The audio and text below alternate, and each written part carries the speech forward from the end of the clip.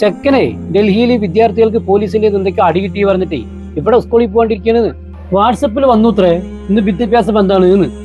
ഞാൻ പറഞ്ഞു മര്യാദക്ക് സ്കൂളിൽ പോവാൻ. ഇപ്പോഴത്തോരെ പിള്ളേരുടെ കാര്യേ ഞാനും കണ്ടു വാട്സപ്പില്. ഉള്ളതാണോന്ന് അറിയില്ല. എവിടെയോ ഏതൊക്കെയോ പിള്ളേര് തല്ലി കിട്ടിയേനെ ഇവിടെ എന്തിനു ബന്ധു നടത്തണേ ഭ്രാന്ത്.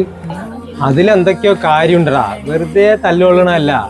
അത് ന്യായമായ ഒരു കാര്യത്തിന് വേണ്ടി വിദ്യാർത്ഥികൾ സമാധാനപരമായിട്ട് സമരം ചെയ്തപ്പോ പോലീസ് ലാത്തിച്ചാർജ് നടത്തിയെന്നാണ് അറിയാൻ കഴിഞ്ഞത്.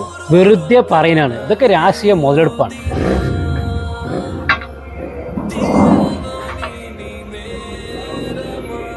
അണ്ണാ, നിങ്ങളുടെ മകൻ എത്രല്ല പഠിക്കണേ?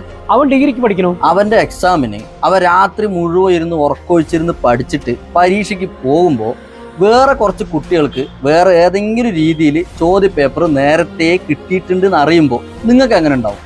അല്ലെങ്കിൽ അവനിക്ക് എങ്ങനെ ഉണ്ടാവും? അതേ വികാരമാണ് ആ ഡൽഹിയിൽ തല്ലുകൊണ്ട വിദ്യാർത്ഥികൾക്കും. അവരുടെ ജീവിതത്തിന്റെ വഴിത്തിരിവാണ് ഈ നീറ്റ് പരീക്ഷ എന്നുള്ളത്.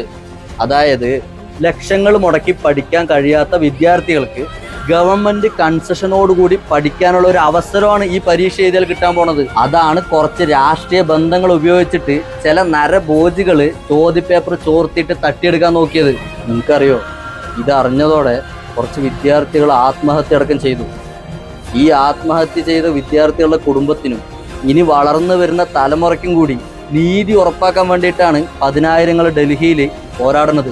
അങ്ങനെയാണെങ്കിൽ നമ്മുടെ മക്കൾക്ക് വേണ്ടിയെങ്കിലും ഈ സമരത്തിന് നമ്മൾ പിന്തുണയ്ക്കണല്ലേ?